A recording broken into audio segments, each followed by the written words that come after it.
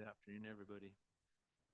I will now call this regular council meeting Monday, March 17th, 2025 to order at 5 p.m. And to start, I would like to start with our land acknowledgement. We respectfully acknowledge that the land on which we gather is the unceded ancestral territory of the Silks Okanagan peoples and the Splatsin of the Secwepemc Nation. Moving on, for the adoption of the agenda, that the March 17th, 2025 agenda for the regular council meeting be adopted with one amendment, please. We're going to add in 4.2, just a couple of words from Councillor Todd regarding a local citizen. 4.3, sorry. Any objections to that? Seeing none, let's call the vote. Moved by Councillor Todd, second by Councillor. Thank you. Councillor Waiter, all those in favor? And that'll be carried unanimously.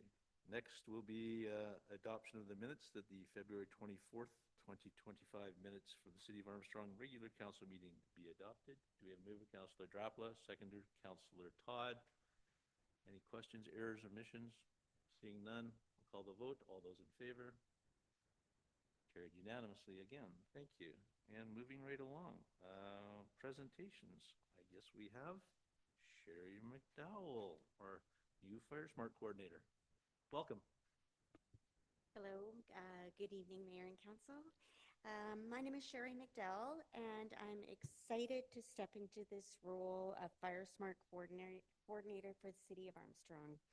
I bring a diverse background in emergency management, business leadership, and communications with over 30 years of experience in management planning and interagency cooperation.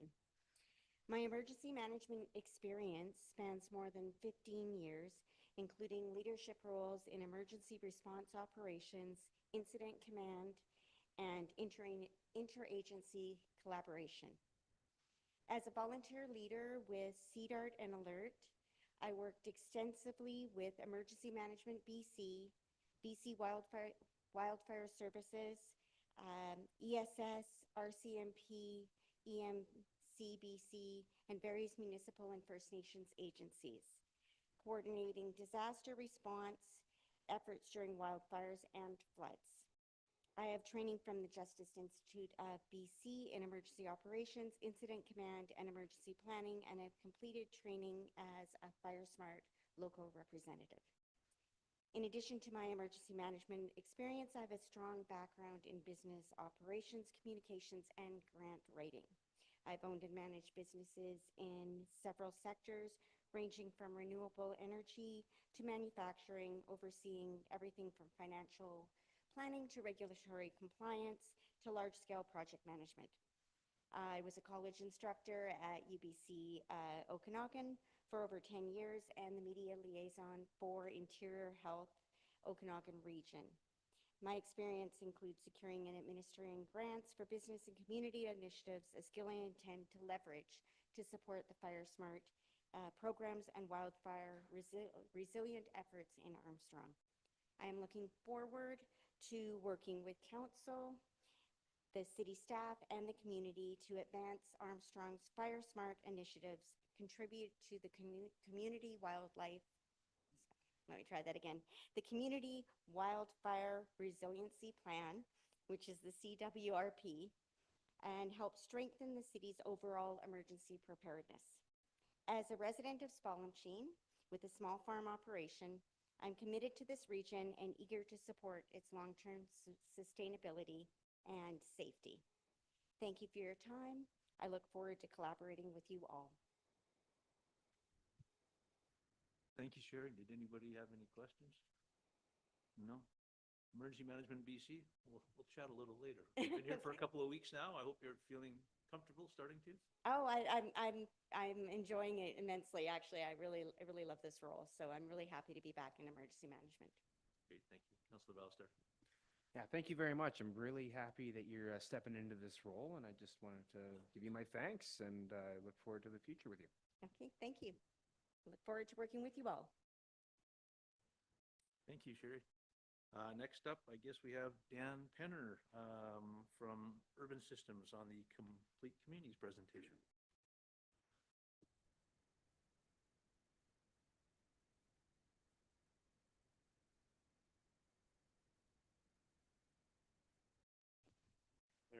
All right. Yeah, it's great to see everyone again. It's been a little while since I've been back in community, but wanted to give Mayor and Council and those in the audience today just an opportunity to learn about another project that we've been kind of working on behind the scenes a little bit in addition to the official community plan update, which is kind of at its concluding wrap-up stages right now. So that project is called the Complete Communities Assessment. And in this presentation, I'll talk a little bit about like, what is this project? Why are we doing it? And really, what are we trying to get out of it in terms of like information that can help inform future planning, decision-making, and other activities that are undertaken, at a council or staff level here moving forward. So at the end too, like if you have any questions, happy to, spend as long as needed to answer them, because there is a lot of information to go through if you've had a chance to peek at the presentation. So we can put the next slide. So again, everyone, we've met quite a few times already, but it's good to see you again. Flip to the next one. So in terms of the agenda, we'll just talk a little bit about like what is the project and kind of the broader objectives behind it, specifically as it relates to Armstrong here. We'll talk about like the term complete communities, like what does that even mean? Like how do we apply it in a project? Like what is the general definition behind it, and the analysis that comes with it. So as part of a complete communities, analysis, there's a bunch of different areas that we look at, like housing, infrastructure, access to daily needs and amenities. And we'll go through each one of those lenses in a bit of detail and just talk about like, what are we trying to look at with respect to each lens. One of the unique aspects of this project, and we'll talk about it more later as well, is the incorporation of some 3D modeling. It's really about understanding if development and growth occurs in the community in accordance with how we've developed our official community plan and where things might actually be realized. Like what does that actually look like, and how can we take this model and use it again to make decisions now and in the future with respect to infrastructure planning and other things. So and then we'll wrap it up with some next steps. So yeah, I want to flip to the next one. So yeah, I just wanted to preface this presentation. The work involved, this project was 100% funded by UBCM. As part of their Complete Communities Fund. So over the course of 2 years, they were providing funds up to $150,000, and in some cases more, for communities or collections of communities who are doing this project jointly to go and do this type of assessment and analysis. So almost a year ago, we supported the city here in putting an application in. It was accepted, and as a result, we were able to get the resources to do the work. So and I guess, yeah, this kind of tails into what I was just talking about, but yeah, we were obviously retained to support on the work. And we've been doing this project in several communities across British Columbia. So through that work, we've gained quite a bit of experience in how to navigate through the different technical components of it, which I'll get into a little bit later. Yeah, I want to flip to the next one. So the objectives of this project, and knowing that it is a UBCM funded project, there are some criteria or some things that we have to do as part of that program. But by and large, really the objective of Complete Communities is to do like a geospatial analysis of Armstrong's completeness today. And I'll talk about like, what does completeness mean? Coles notes as it means that within a easy walkable or cyclable distance, a resident would have access to appropriate housing, daily amenities, recreation, transportation, other things. So that was one of the main goals, to understand current conditions today. Part of this project was, looking at real conditions, like how, land is used today, development opportunities that may arise in the future. What is the general capacity for Armstrong to accommodate infill and growth, in the future? And going back to the OCP, a big part of that plan, a big part of that document, or the strategy for growth, was instead of looking to expand our boundaries and, look for opportunities to, exclude ALR land or, grow outwards, that we're really trying to figure out where are the best opportunities to grow upwards in the community. And while we were doing this work, we used the Complete Communities project to kind of test some of these scenarios and better understand those decisions. So again, part of the objective is trying to understand like, where is their capacity for growth and what type of growth could occur in these areas. And once we understand that, we can start to figure out what might be some of the future infrastructure upgrades or other amenities or other things that would need to be developed in order to make that happen. And as that growth happens, ensuring that there's still like a high quality of life here, that's maintained in the community. So Once we understand all that, part of this project is putting together an action plan that just says, over time, these are things that you can do to ensure that as growth happens, you're able to accommodate it in a successful manner, that you're able to ensure, the community, remains complete or grows to be more complete in the future. So the term complete communities, it means a bunch of different things to different people. It's a very broad term. In the context of this project, it's really about four things, like four lenses, four things. It's about in a community ensuring that there's a diversity of housing types that are tailored to different demographic needs. So that's not just saying, we have a diverse housing stock in terms of we have lots of single family homes, townhomes, apartment buildings. It includes like affordability levels as well. Ensuring, we also have accessible housing for, groups like seniors. It's that whole diversity piece. The second lens or second big aspect is what we call proximity to employment and daily needs. So again, a complete community or complete neighborhood is one where, residents have easy access to not just housing options, but they have access to daily needs. So that can be everything from a grocery store to medical offices to a park or recreation area, just ensuring that, there's ready access for those daily needs. Transportation is another big lens. So that includes everything from, vehicles, being able to get around safely, but active transportation options. So do we have, easy connections or easy access to things like sidewalks, bike lanes, multi-use trails, public transit, and then efficient use of infrastructure. Like, do we have, the foundational, aspects like the structure to grow a community? So we look at all of these factors. If you want to flip to the next slide. This is like an image. You'll see it in the UBCM guide, but it's really about ensuring that like everything that we have that we need in order to maintain a high quality of life is provided within, a walkable or cyclable distance. So again, we talk about creating complete neighborhoods or complete communities. You can think of it as like compact, neighborhoods or communities that have good access to all the amenities that are needed for life. And what this project is about is understanding like where are we at today in terms of like being a complete community, and maybe where are there gaps and what can we do in the future to address those. So if you want to flip to the next slide. So the complete community analysis, and again, this is going back to like the program, like UBCM has like a program guide that really breaks down like how to do this analysis, and it's more or less the same for most communities that do it. But the point of it is to produce like a series of mapping or maps that show different, what we call geospatial analysis, or basically analyzing space and places. And through that mapping, and I'll show some examples in the presentation, it helps us really understand like where are our current like strengths, like where are we performing really well or doing really well as a community in terms of being complete, where there may be opportunities or challenges or gaps that we can address in the future, and doing that by considering all of those four lenses together as I was going through before. So I'm going to flip to the next slide. So what I wanted to do is just go through each of these lenses and talk about, okay, what are we actually assessing? What are we actually evaluating in the community? So the first part of a complete communities assessment is looking at what is the current condition of housing in the community? What is the current mix of housing? What is the sort of diversity between like rental, ownership, non-market housing? And what is the redevelopment potential of the current housing stock in the community, right? Where are there areas or pockets in the community where, certain conditions are present that would lead us to think that they would likely be redeveloped in the future?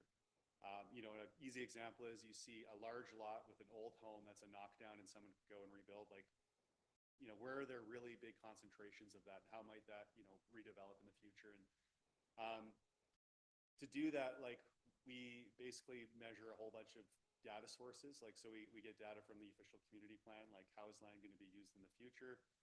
We use BC assessment data, which tells us things like, building ages, the assessed value of like the structure, the assessed value of the land. And there's all these other indicators, and we do different types of analysis to, again, figure out what is the relative like level of housing in the community and what areas are most likely to be redeveloped in the future. And that's the analysis that we do for housing. And again, it's really about trying to understand what we have now and where growth might occur in the future from a residential perspective. The next big lens is called daily needs. So this is everything from, are we able to readily walk to get things like groceries, buy things as they're needed, go to a medical office, get daycare. It's a very wide range of things. Parks and recreation spaces is another one. But this lens and this analysis really looks at today, what is the proximity, all of these important things that we need for our life in the community, and how are they sort of spaced out? And are there any parts of the community that are maybe underserved, that don't have like easy walkable access or cycling access to get to these areas? So again, what we do is we basically figure out where all of these items are, all of these daily needs, and it's a very rigorous mapping exercise that city staff here helped us out with quite a bit. And then we try to understand, again, like, what is this sort of the distance between these things in different parts of the community? So again, you can see like on the indicators column, like we look at so many different things here. You'll see like, daycare, schools, health facilities, parks, other community facilities and so forth. And when you see the maps, it will actually show, you can see like there's certain parts that there's gaps, right? Which doesn't mean, we need to go in and like build a library there or build a daycare, but in the future, we can make, we can encourage things, or we can make decisions from a land use perspective to help address or fill those gaps. I'm going to go to the next slide. And this is an example of, again, the daily needs mapping, some of the early daily needs mapping that we've put together. So, when we look at this map and we, use it to make land use and development decisions, it's about, are there opportunities to ensure easy access to important daily needs that promotes healthy neighborhoods and communities? And basically on that map, anything that you see in orange are parts of the community that are the farthest away from being able to access those things. So granted, Armstrong, it's a smaller community, like it's generally like the entire community is walkable, kind of as it is, but you can see some areas maybe underserved in the future. And we can target those through, planning policy and other strategies, in the future.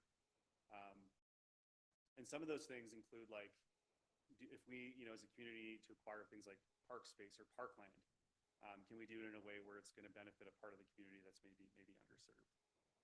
Want to go to the next one? I know I'm going through this very quick, so apologize. We'll do lots of questions after.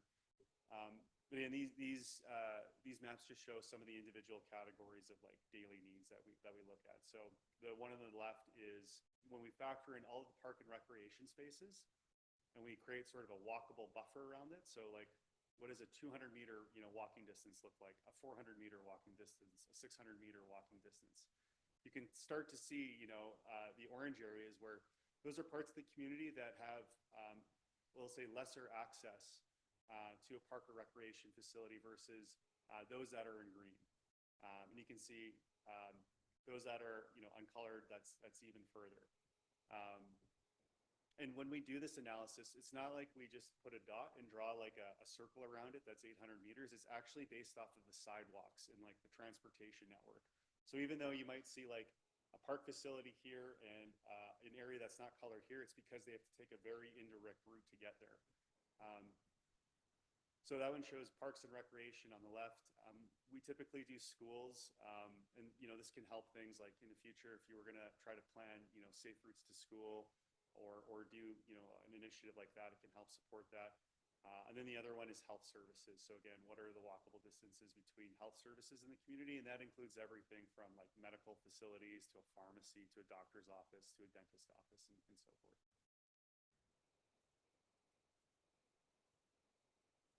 A really important one is transportation. So there's a bunch of things that we look at. Get pretty technical. The first thing we look at is we call it street network intersection density. So basically, the more intersections you have in an area, the higher the density of those intersections are, the intersection density. That basically like is an indicator to say the higher the density, generally the better the connectivity. Doesn't really apply that well in a smaller community like Armstrong, but like in a big community, you can really start to see like where there are broader like connectivity issues. What we've really focused on are things like sidewalk and pathway coverage. cycling routes, and transit. So again, what areas of the community have like easy access to those types of, that type of infrastructure and those types of services? One thing that we have done as well in this analysis is looking in the future. So overlaying things like your active transportation plan, you know, the network plan that's in that shows, you know, we're going to build bike lanes here, here, here, and here. We've overlaid that to see like, okay, if that does get fully built out, are there still some areas that are maybe underserved that, you know, could be addressed in the future? So again, a lot of this is, it's kind of the same, like it's a spatial analysis. So we basically put all of those things on a map and then we measure the walking distances, like the real walking distances, you know, to those facilities. So if you want to go to the next slide. So for example, like the proximity to transit. So again, you can see on this map, like where existing transit stops are and, you know, what's the proximity, like, you know, the access to them. So anything that's in blue is, you know, those are areas that are very readily served, you know, very accessible to get to a transit stop. Anything that's yellow or green, again, those are areas where, you know, access is a bit more challenged. So again, in terms of decision making, like we could take this map and say, okay, we know there are underserved areas in the community today that we could work towards addressing, but part of this this work as well is you know, creating a baseline. So when we look in the future with our things like our development model, again, we can compare and contrast the two, and I'll show that in a second as well. I'm going to go to the next slide. So this is just some other mapping. So the cycling paths, what we wanted to show is if you built out all of the active, like the cycling paths in your active transportation plan that have been identified for the short term, like, you know, the first ones that you would develop, are there areas, again, that wouldn't have that coverage? And as you can see, like most of the community is blue, but there are little kind of internal pockets where people would just have to walk a little bit farther to access a bike lane if they wanted to. We did the same thing on the sidewalk network as well. So that's existing conditions. So you can see, again, any area that's yellow means there's just generally poor access to sidewalks to get around. So again, like these would be good pieces of information that you could use in the future for things like capital planning, right? If we're going to decide where do we want to, you know, upgrade sidewalks or build bike lanes this year, you can again use this information to help inform it. And then the last one, Lens, is really about infrastructure. So again, water, sewer, storm. The project here is a little bit more unique than most other communities, and that's just a byproduct of all of the kind of condition assessment work that's been going on for the past year. So we typically don't get the same level of data to work with, but through the work with like Brad, we have reports that more or less say the general capacities and conditions of your water, sewer, and storm and your roads. So what we're doing is we're taking like all of those individual maps per se and kind of overlaying them on each other. And from that, we can actually like, you know, think of it as like a heat map. We can pick out roads where, you know, maybe like the road is in great condition, but like the water, sewer, and storm need to be upgraded. So that whole road gets elevated per se, right?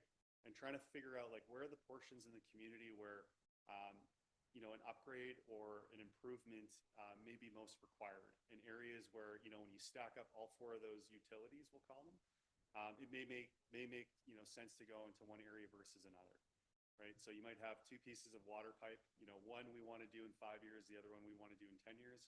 That same piece of water pipe in the 10-year frame also needs like a sewer upgrade and needs to be repaved, right? So because of all those factors, it might push it up the line a little bit. And that's what this mapping is trying to show, or what we're trying to get out of that, if it makes sense. So I'm going to go to the next slide. So the analysis, and again, we're still in the early, like we haven't put a draft report together, but we've done most of the mapping. And really what we're trying to show is, you know, what portions of the community are most readily serviced or like readily, you know, developable, you know, are able to support new growth and development, and where are areas that are maybe weaker on that scale, where if we wanted to see growth happen, there's going to need to be improvements made into the water, sewer, storm, you know, the roads. And if you go to the next slide. I know it's a little high to see here, but like what we've tried to do is based on the information that we have, kind of give scores, like capacity scores for each utility. So, you know, high, medium, and low. So on any of those maps for stormwater or sanitary, basically anything that you see scored high means, there's, based on the information we have, we can assume there is a relatively high level of capacity. And that's not just like how much, room is in the pipe. It's also, factoring in things like the condition, the age. And when we overlay all three of those together, again, it creates like this heat map where you can see like these are the areas that would be of, the highest capacity, or the areas that would be of like the most concern, sort of thing. If you want to go to the next slide.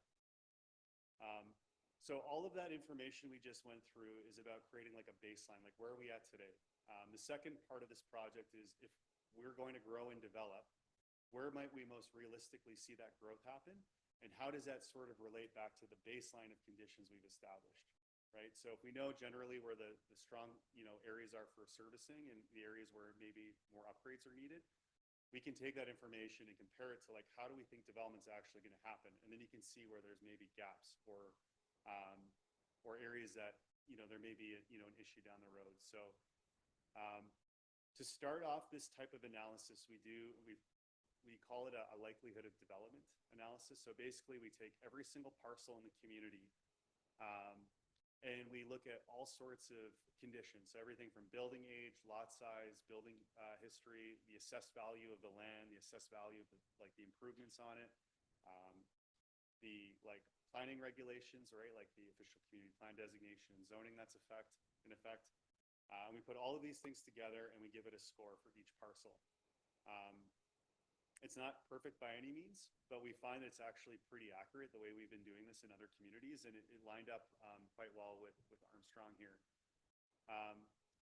So basically what you see here is anything that's darker or on the higher end reflects land that, from our scoring would be more likely to develop than others, right? So anywhere where you see concentrations, like specifically along Okanagan Street, for example, south of the downtown, you start to see those darker colors or concentrations. From that, you can reasonably expect that over the next 10 or 20 years, there's going to be infill in these areas because the conditions that trigger infill or lead to infill are present.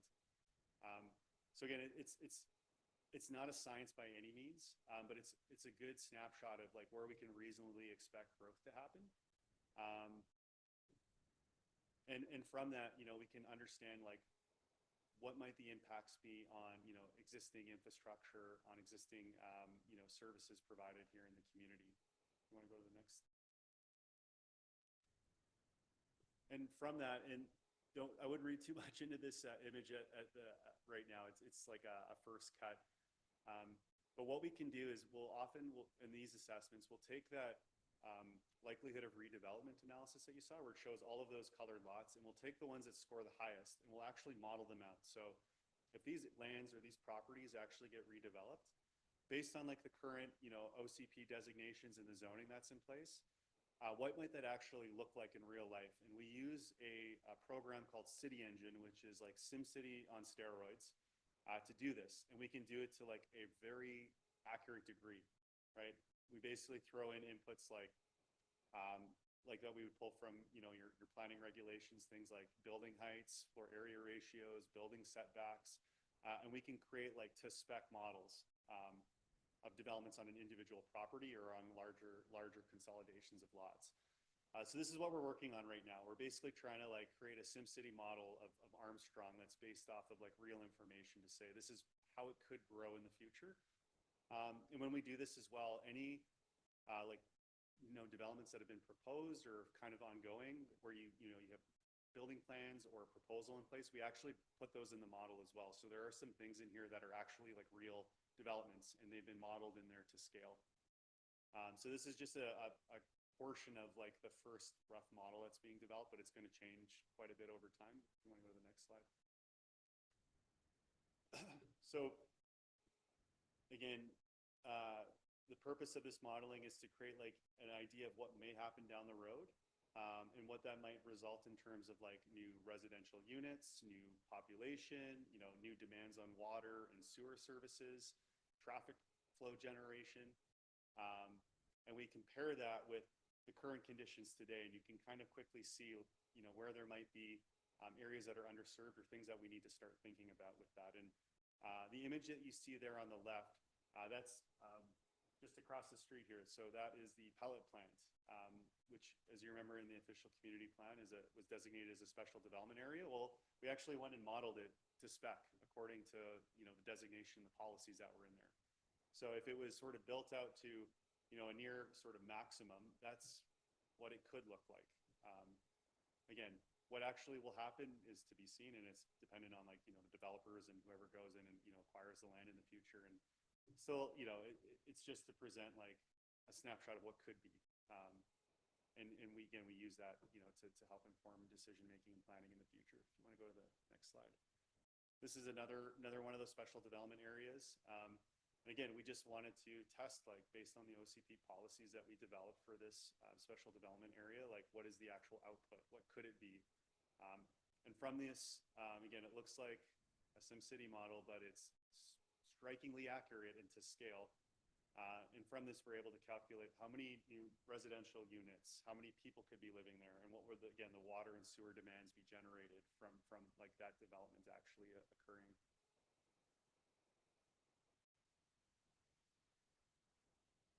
So there's still quite a bit of work to do, and it's very technical. It's hard to go through it in 20 or 30 minutes. But to summarize, the point of doing this project is to understand current conditions in the community today, and if growth is going to occur in a way as we've designed it through our official community plan, what are some things that we need to start thinking about now, knowing that this is going to take 10, 20, 30 years to play out. And I look at situations or things that you're about to undertake this year. This is information that we're finding can really help things like capital planning. Things like putting together a development cost charge or a development cost recovery system. We're doing the same project in Summerland right now, and that's how we've been using it. We've been using it to identify growth scenarios in the downtown and then identify capital projects that would be required to accommodate that growth, and then using that information to inform future capital planning and an update to their development cost charge bylaw. So there's tons of different applications.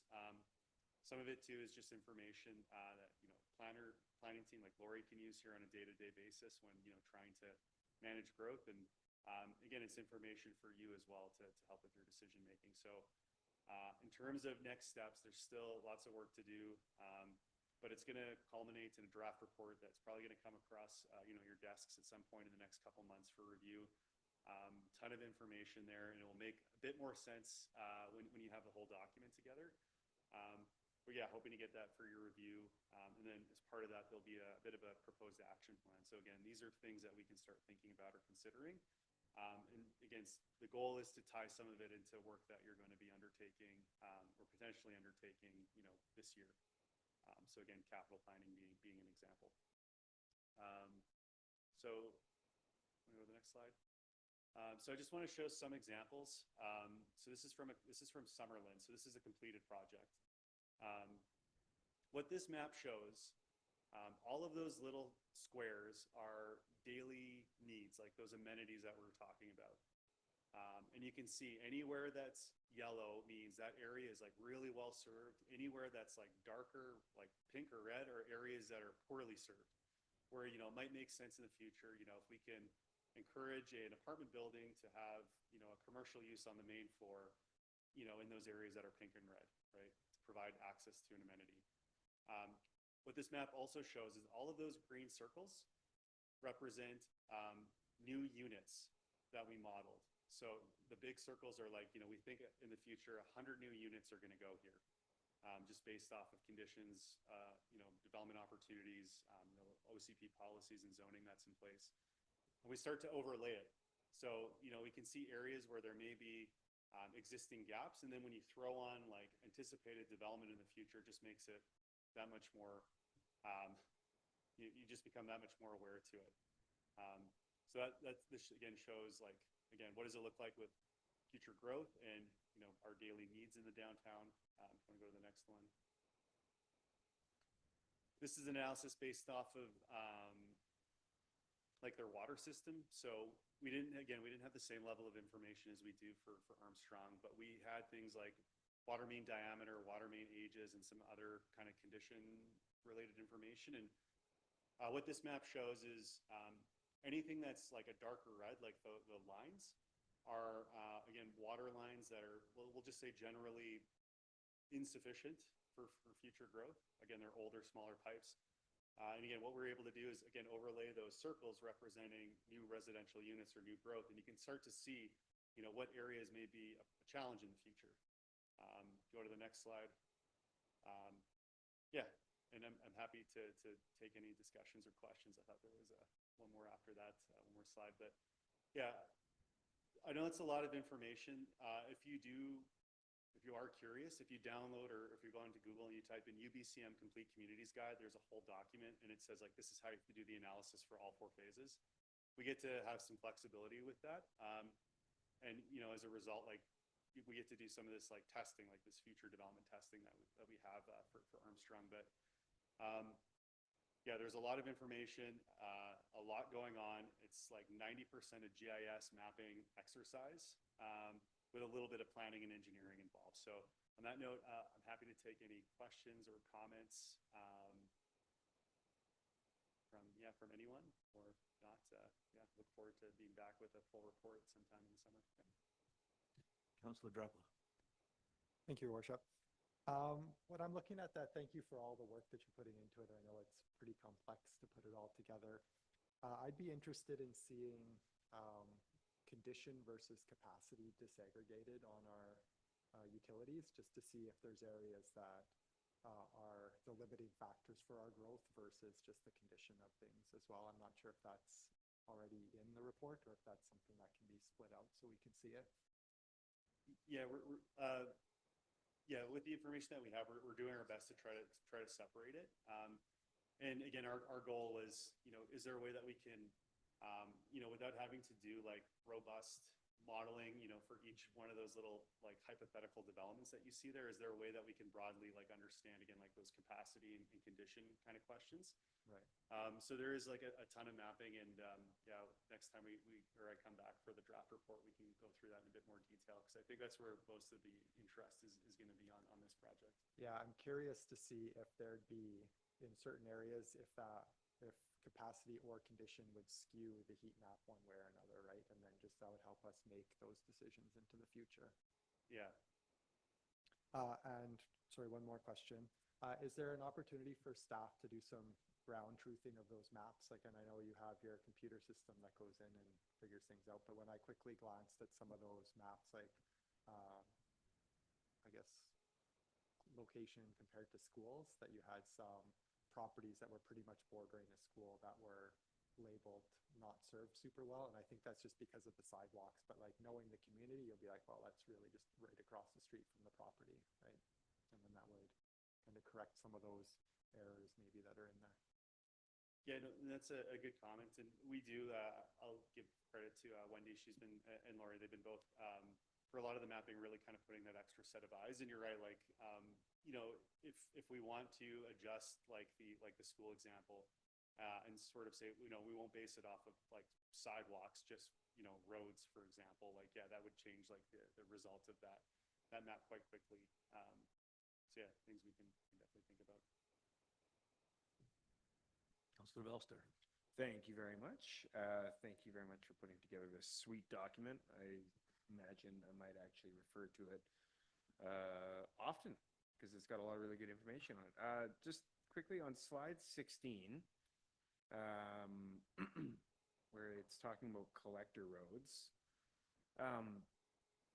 I think I know what a collector road is, but could you tell me what a collector road is? I think we just like, I think it was based off of like how we defined it in the OCP. So basically like any kind of major thoroughfare, or like you can think of as like an arterial road through the community. I mean, the only reason why I'm looking at this, and I see Fraser Road is a collector road labeled on this, but it's not. I don't know. I don't think Fraser Road is a collector road. I think most people take Otter Lake when they're going to go down that way. And so I just more, not trying to pick it apart or anything like that. I just wasn't quite sure if I had the definition of a collector road down. No, and that's good feedback too. Like one thing we do need to do with like the vetting of the mapping as well, like some of the servicing mapping, we need to vet through like your staff as well for like those little things, because Everything that you're seeing up there is more or less like a first cut of like the Perfect. assessment mapping. So yeah, there's still going to be quite a bit of work to do on those. Counselor Todd? You answered my question right there, because I'm just nitpicking as Yeah. well. There's just, there's a, up by the tracks across from the park, there's a cut that you can ride your bike through and connect through, and that's not on here either. And that would skew everything as well, because there's access to that part of town from up there. But again, like you say, you'll be on that.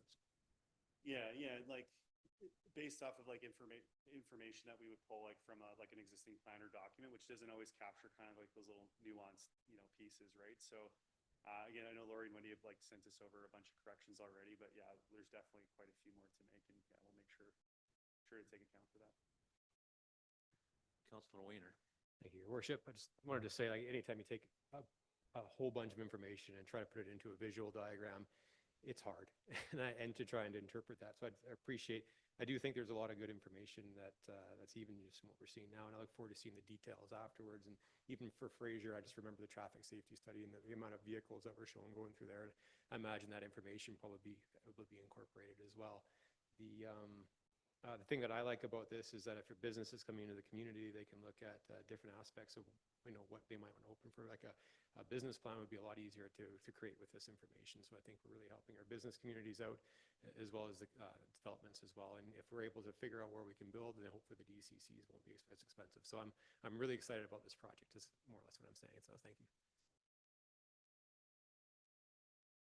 Counselor Nietzsche, all good?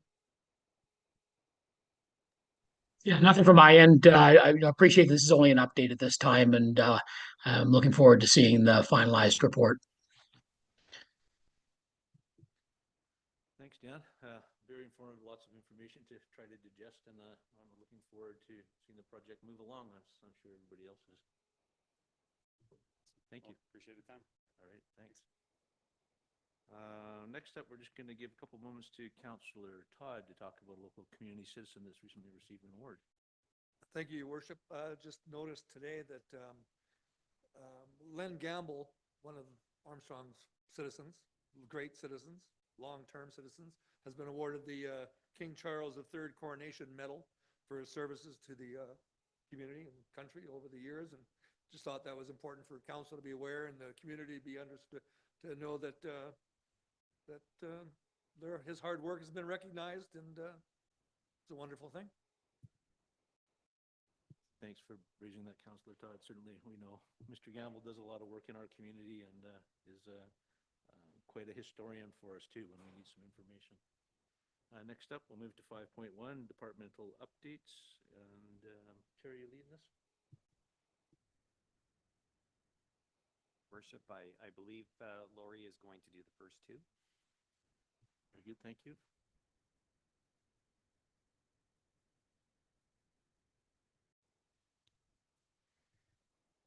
Thank you, Your Worship.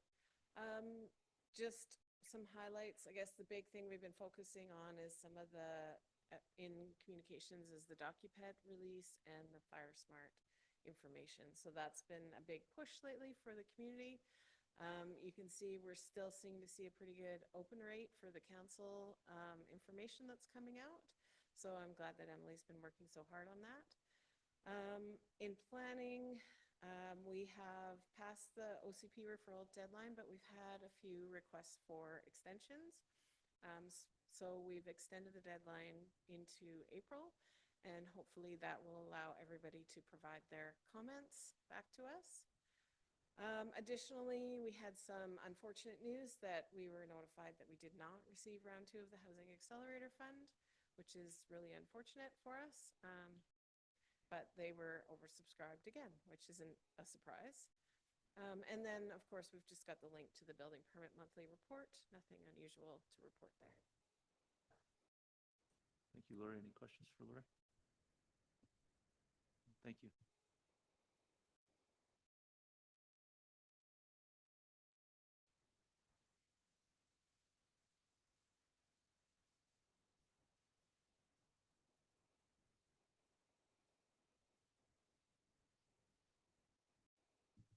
Good Good evening, Your Worship and Council.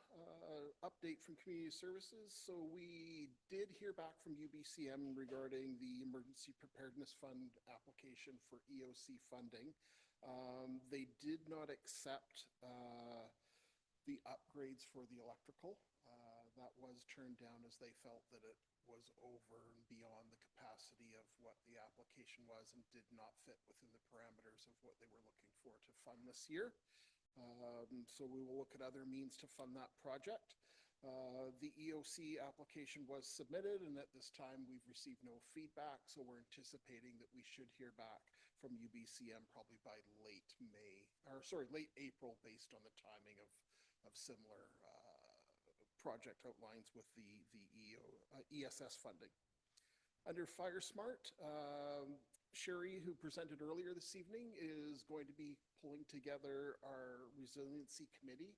We will be seeking a member of council to participate within that committee.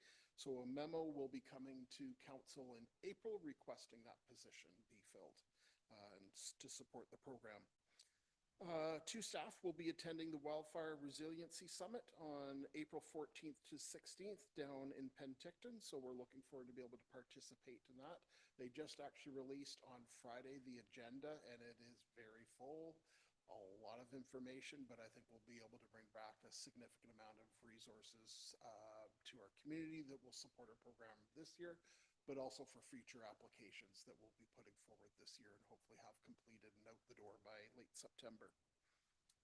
Community Wildfire Resiliency Plan. So we have set a date for April 9th. I believe there's been some information that was out there stating that was on the 10th, but the public input opportunity is on April 9th from 4:30 p.m. until 7 p.m. and it'll take place here at City Hall. And that'll give the community the opportunity to provide input to the company that we're working with, which is Diamond Head Consulting, that is developing the resiliency plan that will outline opportunities for us to build fire capacity or build capacity for fire smart programming within our community. Some of you attended the incandescent showing last week at Centennial Auditorium. We had 67 people in total participate, so we're very happy with that turnout. The movie was well received.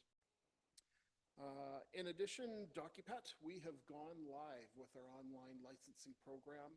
Oh, partially live. It won't be until we pass an amendment to our dog care and control bylaw later on this evening. So as long as council moves forward with those amendments, then we'll be able to support the full opening of the online licensing program. We did do some testing over the past week, and staff have been able to work through some of the bugs that have been popping up. But we did have one member of the public come in on Friday and was our first official customer of implementing that program. So quite happy with the outcome so far. Under Indigenous engagement requirements, we are continuing to work with our regional partners. We will be looking at having some decision-making and engagement opportunities coming forward on May 12th and 13th. And that'll give the opportunity to have collaboration take place with all of our existing regional partners within this area to look at opportunities for growth in working with our Indigenous communities within emergency management. In addition, we completed training last week out at OKIB for the part of the Indigenous engagement funding, and that was with Eric and Chris. I think they did a phenomenal job at really exposing us to a lot of truth, a lot of historical information, but also gave us some really strong roots to further build partnerships with our neighbors to the north as well as also to the south, and bring forward looking at other opportunities that we can engage with to support each other's efforts within emergency management. Under bylaws, unfortunately, we had an incident that took place that we wanted to make sure that we shared with council and with the public. There was an incident where a couple had an interaction with a gentleman that was out doing some work that he'd been directed to bring his property into compliance as it was deemed as being unsightly. He had a bit of a verbal exchange with those two individuals, and they came forward to the city as they were quite concerned with the remarks that were made. They were not only racist, but they're also threatening towards our bylaw officer. So we did contact the RCMP. The RCMP attended with myself. We did speak to the gentleman. He is aware of the concerns that we had, and the comments that he made were not acceptable. And so we have made some modifications to how we're dealing with that property. But thankfully, we have taken steps in the past to ensure that our staff, whether they are a contracted staff member or a city employee, that we will stand by them and support them, and that we will do what we can to mitigate and prevent these types of incidents from occurring.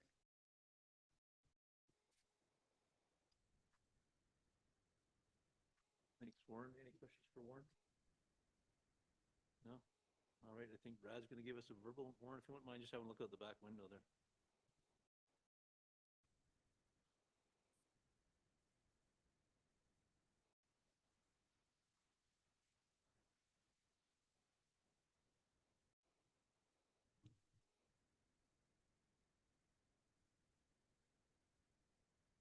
All right, good evening, council. Just a quick verbal update for me. Unfortunately, I was away and didn't have time to put together an update, but a lot is going on. Spring is here, and you've seen a lot of increased activity around town. A couple of the key highlights: our street sweeping contractors are in town and working away at getting things cleaned up. We managed to get them in here a little earlier, thank goodness, and sure as the weather warms up a little bit, the phone starts ringing, people asking where the sweepers are. So that work will hopefully wrap up here by the end of the week. Our staff are complementing the street sweeping program with washing sidewalks, parking lots, and other infrastructure. And once that's done, we will move on to the next phase of that and make preparations for our line painting contractor to come into town and freshen up our lines and make some revisions while they're here as well. So we're just working out the details there. The other update that kind of works hand in hand with that is some adjustments to the intersections at Rosedale and Pleasant Valley and Rosedale at Okanagan. Once the sweeping is done, we will be commencing realignment of some of the delineators. That work will likely take place towards the end of this week. And then we will work with our line painting contractors to realign some of the fog lines as they move through those intersections. So you can see some changes there in the coming weeks, and we will then monitor those improvements and see how the desired effects work from there. Another key one is we had a new staff member join our operations team. Today was her first day. Kelsey Major comes to us filling Rick Bronson's previous role, and comes to us with a wealth of experience in local government, working previously with the City of Vernon, the Village of Lumbee, and most recently with the District of Coldstream. Has a strong parks background in horticulture, pesticide application, spent time with their roads teams, and is proficient in that. And the last bit of her time with Coldstream has been with utilities, doing service connections, water meter reads, and hydrant maintenance and that. So she brings a wealth of experience, and she'll be a welcome addition to our team. First female on our team, so that's groundbreaking as well.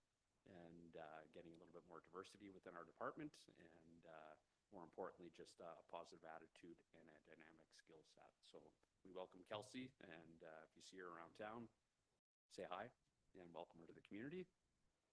Other things, we will expect to see some equipment arrive at our wastewater treatment facility as we gear up to undertake a pilot program with our exploring new technologies in our sanitary treatment. We will spend probably the majority of April getting the plant up and running and just working on a few bugs as we prepare to undertake the pilot program.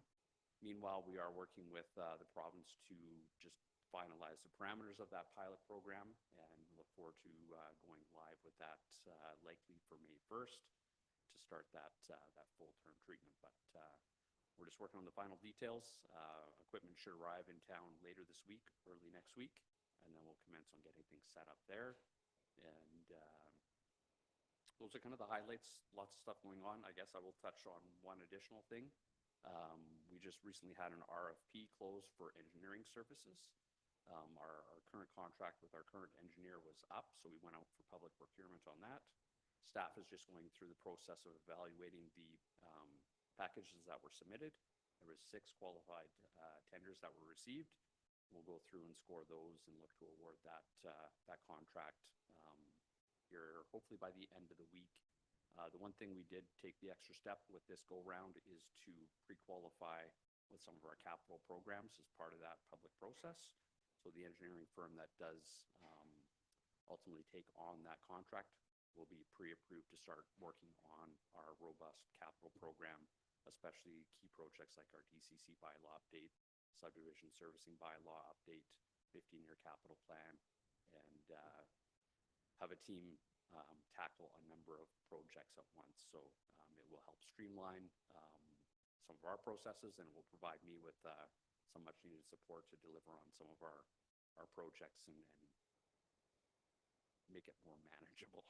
So we are excited for that. It's been a lot of work up front to get the RFP put together and go through and review, but I'm confident that we will get exceptional value for the services and then work to create ongoing relationships with that engineering firm. So I can answer any questions that anyone may have. Seeing none, thank you. Thanks. I'm glad you had some time off and you're back doing the 100-meter dash again already, and to all of staff for moving forward and keeping our heads above water. Thank you. We appreciate that. Thank you. And next, we'll be moving into presentation of report 6.1, the appointment of the Chief Administrator Officer. And Terry's going to walk us through this. Thank you, Your Worship.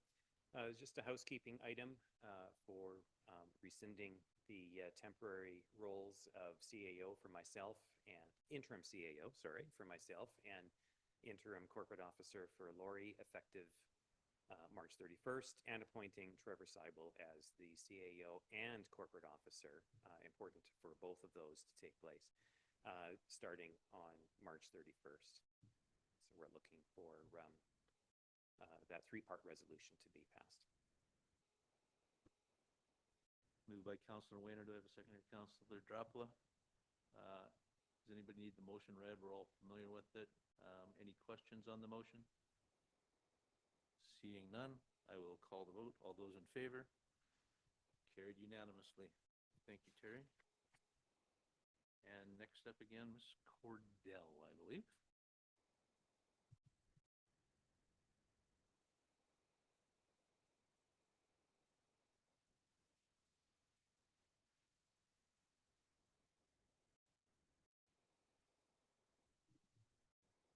Thank you, Your Worship.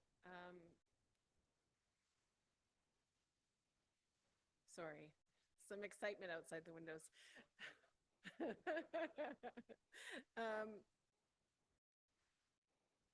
I think Mr. Smith has addressed it already. So just address the elephant in the room. We're all distracted. Okay. So this is an application for a development permit number 2503 DP.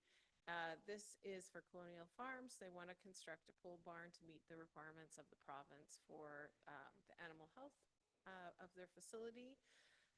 This will be near the already existing buildings. It is the whole property is adjacent to Deep Creek and within the flood hazard zone. This property is subject to 3 development permit areas, so the natural environment, hazardous condition, and the industrial form and character. So we have worked with the applicant to work through some of these. They were able to provide us with an affidavit indicating that they will not be within the riparian assessment area because this is outside of that 30 meters. We have received a letter from a geotechnical engineer certifying that it's safe. And then form and character, as this is really kind of an accessory building, I haven't put much application to the form and character guidelines for this on an industrial site. So you'll see, this is a ortho photo of the site. They're looking at putting it, I think it's just right in here. I have actually a site plan coming up. You can see the overlay of the development permit areas in this screenshot. So we've got the environmental development permit areas, and we've got the hazardous condition development permit area for this site. This is their site plan. It's a little hard to see what's going on, but this light thing is the existing building. This is the proposed building right there. It basically will be a roof with timber, or I don't know if they're timbered, but poles. And it will require a building permit, so that'll be the next step. The application was circulated. The only concern raised was to make sure the lighting meets the zoning bylaw requirements, so it's minimizing impact on surrounding properties. We've been working with the applicant. They've been providing all of the required information. And we're recommending approval of this permit, just subject to them following the affidavit and the flood risk letter, and that it will be done as they show in the drawing package. So this is a resolution that says that. I can read it out loud if you would like, or if there's a lot of words there. Sorry, Lori, I think we're all comfortable with the resolution, so we'll looking for a mover. Moved by Councillor Todd, second by Councillor Valstar. Any questions? Councillor Nietzsche, you're all good, thank you. And then I will call the vote. All those in favor? Carried unanimously. Thank you, Lori, for that. And now 7.1, the rates, fees, and charges amendment bylaw 1934, 2025. It has had first, second, and third reading. And I will require a motion that the City of Armstrong rates, fees, and charges amendment bylaw number 1934, 2025 be adopted. Moved by Councillor Wayner, seconded by Councillor Drapla. Any questions? Seeing none, I will call the vote. All those in favor? Carried unanimously. And 7.2, dog care and control amendment bylaw 1935, 2025. That the dog care and control amendment bylaw 1935, 2025 be adopted. Moved by Councillor Todd, seconded by Councillor Valstar. Were there any questions? Seeing none, I will call the vote. All those in favor? Carried unanimously. And I will accept a motion for adjournment. Councillor Todd, seconded by Councillor Valstar. All those in favor? Carried unanimously. Thank you, everybody. That's the shortest meeting we've had in a while.